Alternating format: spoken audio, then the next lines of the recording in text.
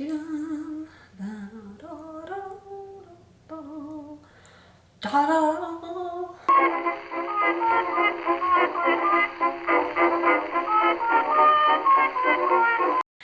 and welcome back to My Tech Wardrobe. My name is Caitlin and there are a lot of new people on this channel recently, which is great. Thank you for watching. Welcome back if you're returning. I do fashion videos mostly and practical guides on how you can actually emulate certain styles, how to style certain items of clothing, but I also do a few wild cards now and then, so check out my channel for more of that, hopefully, if you like it.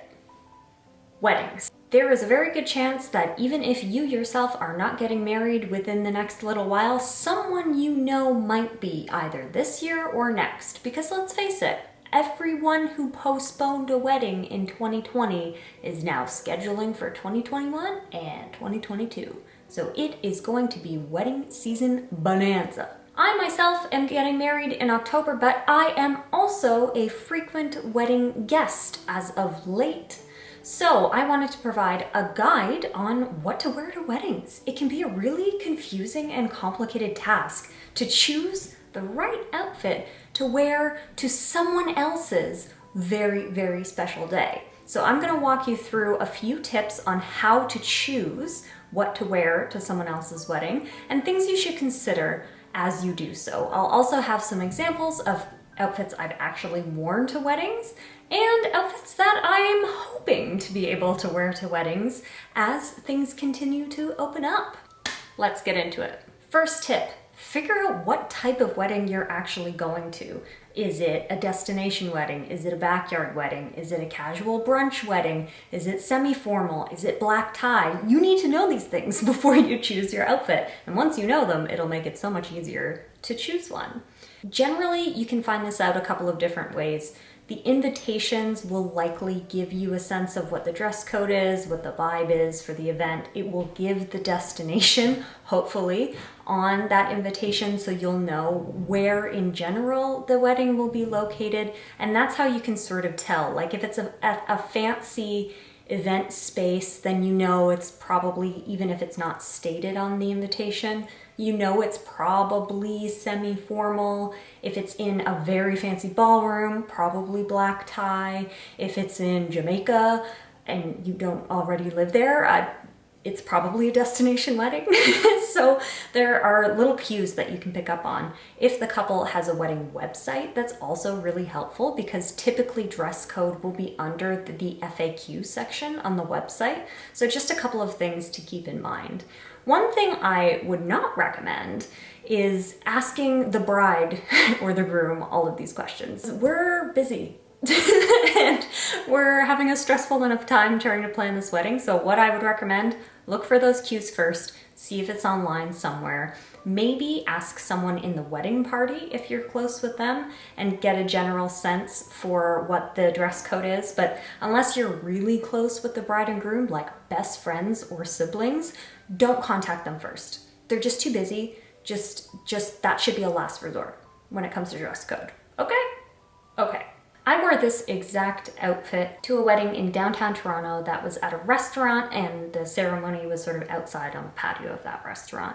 Now I say restaurant, it was a fancy bougie-ish restaurant. So the dress code was essentially semi-formal. So what I did with that information is take semi-formal midi dress and paired it with a pair of wedges instead of heels to make it a slightly bit more casual. Now, I think when it comes to something like semi-formal, you want to keep it pretty balanced.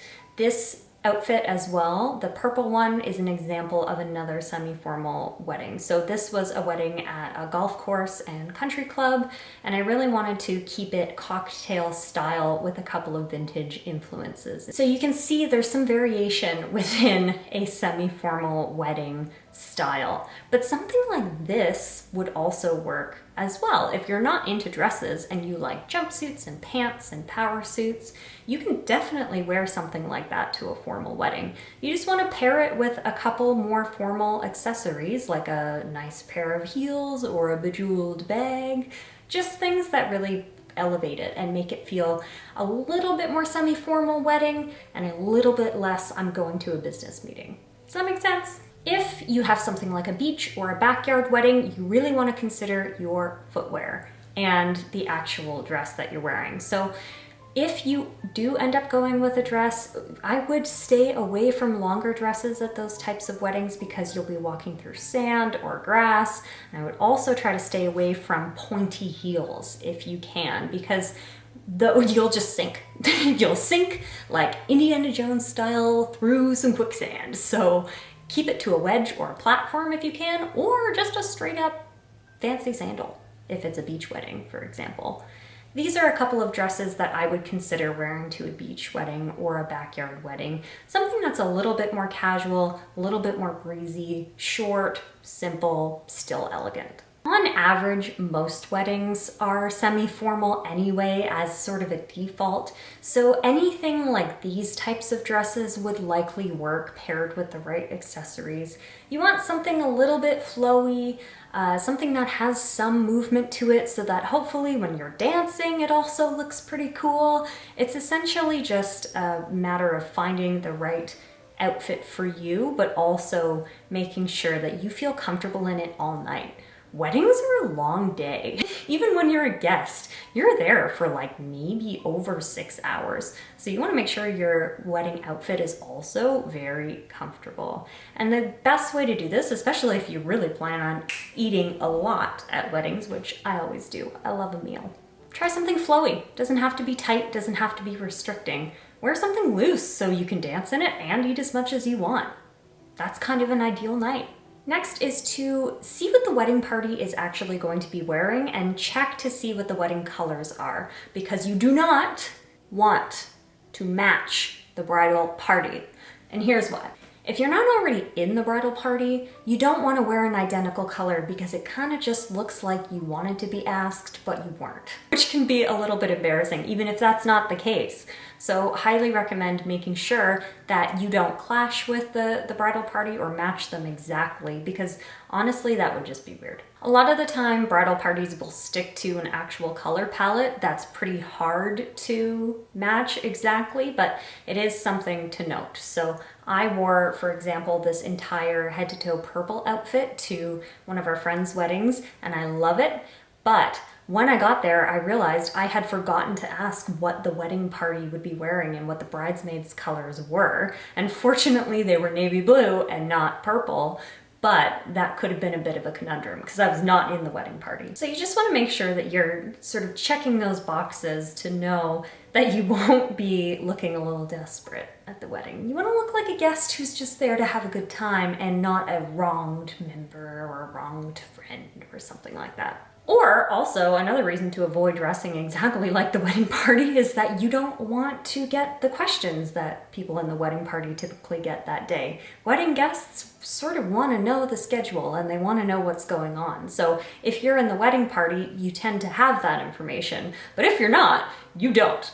So you don't want somebody's 89-year-old aunt coming up to you and asking you all these questions that you'll just have to redirect anyway. So just another reason maybe just to stick with a color that's a little bit different than what everyone else is wearing. You plan on wearing an all-over color, you know, something like this or this. You want to make sure you are confirming what the wedding colors are, because solid colors could end up looking very bridesmaidy if they're in the same color as the actual bridesmaids. So try to avoid that if you can. Next is a couple of tips on specific colors. So we all know that you shouldn't wear white to a wedding. I know this is age-old advice, and this is sort of something that has been around since Queen Victoria made the white wedding dress popular in the early 1800s, but listen, it's true. Do not, I don't care who you are, whether you're the mother of the bride, whether you're just a friend, whether you're a sibling or a cousin or an aunt or an uncle or what, do not wear white to a wedding. And don't hit me with that, oh, it's cream, or it's off-white, or it's eggshell argument.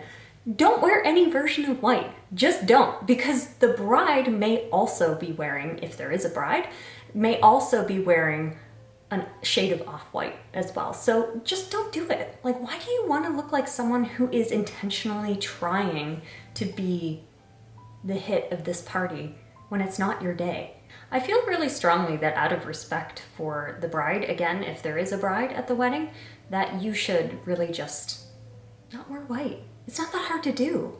Like, white is a pretty hard color to look good in as well. Like, there are so many other colors that you could choose that would look really good on you. So definitely recommend, like, don't go with anything white and lacy. If your dress or outfit has a pattern to it, make sure there's not too much white incorporated. You just don't want to look like you're trying to draw attention from the bride. Just don't. Just don't. There's also a tradition sort of floating around that you shouldn't wear black to a wedding either, because it's typically a mourning color, mourning as in sad, not hello, good morning. But I don't really think that's a thing anymore. I think especially if you're attending a black tie wedding, so a very formal wedding where men are in tuxedos, other people are in evening gowns, you can wear black, especially if it's an evening wedding. I think black is a really simple, classic, elegant color or shade that suits pretty much everyone. So if you have something black, or if you have a little black dress in your wardrobe, just wear it. It will look very, very classic and put together if you add the right accessories to it. So highly recommend you just check that out.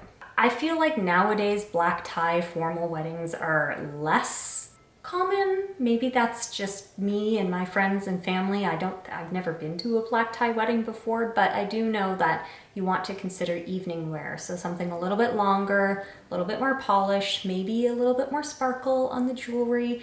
Sort of something like this would likely work for that. So really my last major piece of advice is just don't look like you're trying to draw attention away from the couple who is actually getting married. It's pretty much as simple as that. Don't look like you're trying to go to that wedding to be the belle of the ball, because you're not. You're not supposed to be that day. You want to ensure that all the focus and all the attention is on that wonderful couple that you're there to celebrate that day. So for example, you want to try to stay away from really, really, really bright colors. Now, when I say bright, I love bright colors, and you'll see that I wear a lot of bright colors to weddings, but it's not like neon flashing colors. And it's nothing structurally that is meant to draw attention. My choices anyway for weddings thus far have just been clean lines, simple details, not really meant to be super over the top fancy, because that's the couple's job for that day. They are meant to be the center of attention. So really just try to keep it simple if you can. And it actually does make it easier to find an outfit if you have simplicity in mind. And just a side tip on accessories, there are a couple of points I want to make here. So number one, think about the bag that you're bringing with you. You don't want a big bag for a wedding. It just won't make sense with the outfit that you have. You want something relatively small, a clutch or an evening bag if possible, but you want to make sure that that evening bag is big enough to fit the essentials. So I'm talking maybe lipstick, maybe a touch-up concealer if you need that, a wallet, or at least room for some credit cards, your keys, and your phone. Now, phones can be massive these days, so keep that in mind when you're planning exactly what clutch or bag you're going to bring. I generally find that even the smallest ones, even the smallest evening bags that I own, can still hold a phone. So you probably won't have many issues there, but something to consider. And of course, comfortable shoes. You know how people sometimes give out flip-flops at weddings on the dance floor?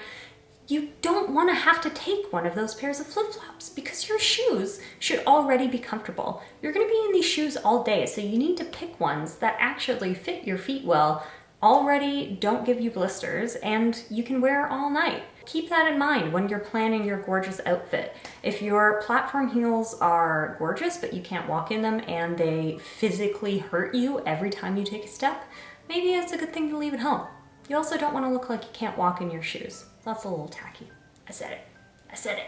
If you're just watching this video and you're just like, Caitlin, I just clicked on this because I just want you to tell me what kinds of dresses to wear to weddings, here is a highlight reel of all of the dresses that I would consider wearing to a wedding in my collection. Generally, they're a cocktail or a midi length. They're comfortable, got a lot of room for food and dancing, and they're in interesting colors and patterns, but they're still simple enough that they won't take away from the couple who's actually getting married. So take a look at that, see if there's any you like.